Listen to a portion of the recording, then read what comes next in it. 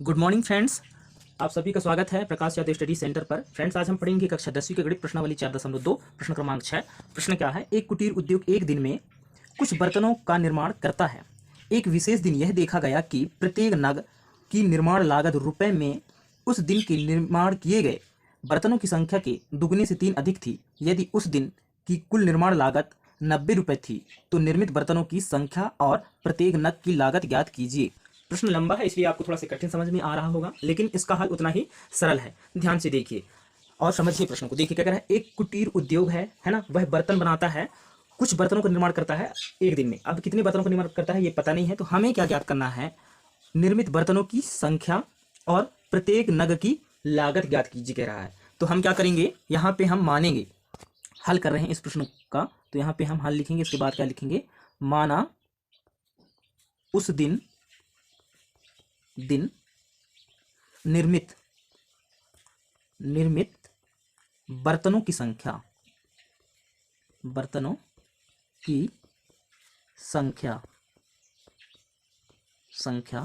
बराबर हम क्या मान लेते हैं? x मान लेते हैं। ठीक है, इसके बाद प्रश्न को पढ़िए। फिर क्या ज्ञात करना है हमें? प्रत्येक नग की लागत ज्ञात कीजिए कह रहा है। तो यहां पर हम मानेंगे नहीं, दिया होगा प्रश्न में, प्रत्येक नग की लागत बराबर। देखिए क्या कह रहा है, एक विशेष दिन यह देखा गया कि प्रत्येक नग की निर्माण में लागत रुपए में उस दिन के निर्माण किए गए बर्तनों की संख्या से दुगने से 3 अधिक थी। तो यहाँ पर उस दिन निर्मित बर्तनों की संख्या हम माने हैं x, उसके दुगने कह रहा है, तो 2x हो जाएगा। फिर दुगने से 3 अधिक था तो धन 3 कर देंगे। ये है प्रत्येक नग की लागत। इसके बाद कुल निर्मित लागत कितना है? 90 रुपये। तो यहाँ पे उस दिन की कुल निर्मित लागत या निर्माण लागत 90 रुपये थी। तो यहाँ पे हम लिखेंगे उस दिन की निर्मित लागत बराबर 90 रुपये। अब हम इसको प्रश्न अनुसार हल करेंगे। तो यहाँ पे लिखेंगे प्रश्न से या प्रश्नानुसार। प्रश्न से देखिए प्रश्न क्या कह रहा है कि एक कुटीर उद्योग कुछ बर्तनों का निर्माण करता है, जो हम बर्तनों की संख्या मान लिए हैं x, और एक बर्तन में जो लागत है वो कितना है? गुणित 2x धन 3, और उस दिन की कुल लागत बराबर कितना है? 90 रुपये। तो बराबर 90 रुपये। ठीक है, कुल बर्तनों की संख्या, उस दिन की कुल बर्तनों की संख्या x है, एक बर्तन को बनाने में जो लागत आती है 2x धन 3 है, और उस दिन जो निर्मित बर्तनों की लागत है उस दिन की कुल लागत 90 रुपये है, इसलिए बराबर 90। तो ये प्रश्न से हल कर रहे हैं प्रश्न अनुसार। अब इसको हम जब हल करेंगे तो क्या हो जाएगा? देखिए ये x का गुणा 2x के साथ होगा तो क्या हो जाएगा? 2x का वर्ग हो जाएगा। ठीक है, इसके बाद ये 2x का गुणा धन 3 के साथ होगा, सॉरी ये x का गुणा ये धन 3 के साथ होगा, तो धन 3x हो जाएगा। उम्मीद कर रहा हूँ यहाँ तक समझ गए हैं। बराबर 90 दिया है तो 90।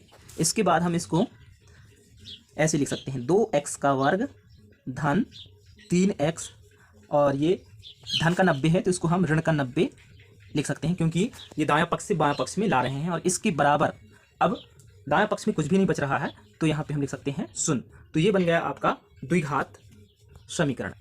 अब इस द्विघात समीकरण को हल करते हैं जैसे कि पहले के सवालों को किए हैं।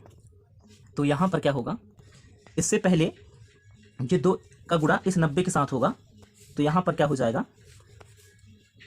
x का वर्ग है तो x का वर्ग धन 3x ऋण 90 का गुणा इस 2 के साथ होगा तो 180 आ जाएगा। फिर बराबर 0 है तो बराबर 0। अब यहाँ से क्या करते हैं, ये जो बीच का पद है धन 3x, इसको 2 भागों में तोड़ते हैं जोड़कर या घटाकर, और उन्हीं 2 भागों को गुणा करने पर कितना आना चाहिए? 180 आना चाहिए।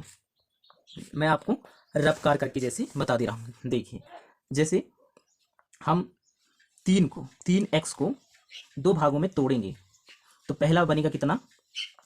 15, और दूसरा बनेगा कितना? 12। देखिए अब 15 में 12 जब घटा दोगे तो कितना बचेगा? 3 बच जाएगा। कितना बच जाएगा? 3 बच जाएगा, है ना।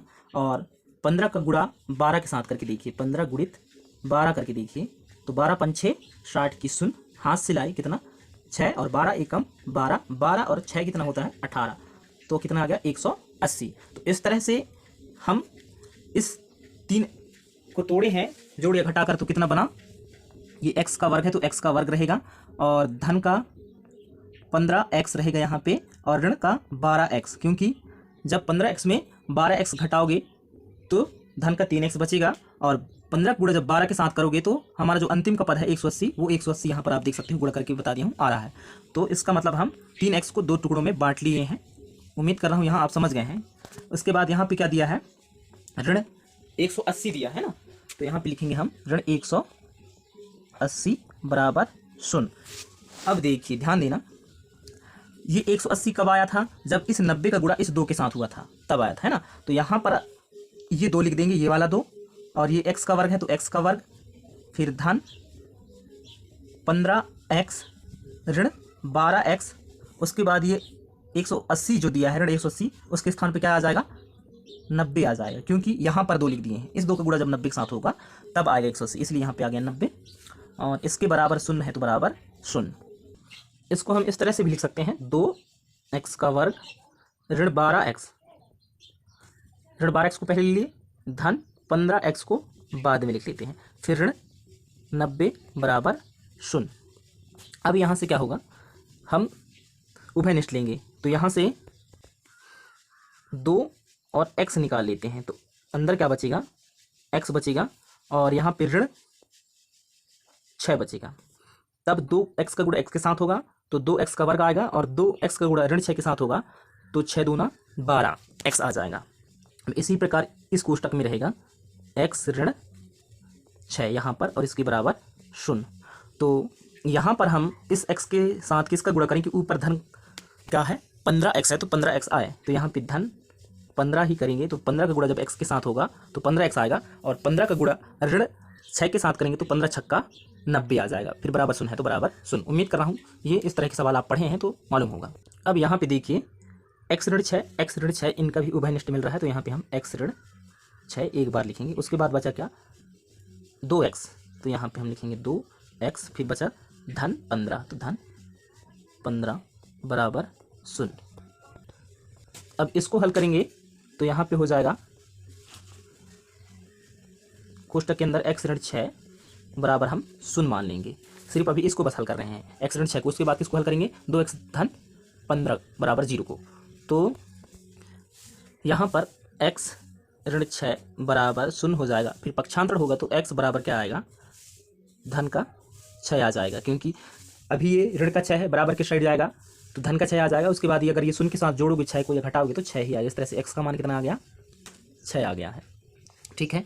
और अगर हम इसको हल करते हैं तो क्या आएगा, देखिए 2x धन 15 बराबर 0, तो इसको पक्षांतर करोगे तो 2x बराबर ऋण 15 आएगा और हम यहाँ से x का मान निकालेंगे तो x बराबर ऋण 15/2 आ रहा है। तो ये ऋणात्मक वाला है तो ये हमारा आंसर नहीं होगा, इसको हम क्रॉस कर देते हैं, ये नहीं होगा हमारा आंसर। हमारा आंसर क्या होगा, ये x बराबर 6 जो धनात्मक आया है। तो हम जो है हम माना उस निर्मित बर्तनों की संख्या क्या माने थे, यहाँ पे देख सकते हो x माने थे, तो हमारा x का मान कितना आया है 6 आया है। तो यहाँ पर हम लिखेंगे अतः निर्मित बर्तनों की संख्या, अतः निर्मित बर्तनों की संख्या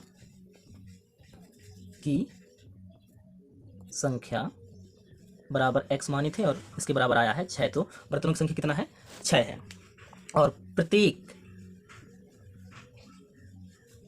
नग की लागत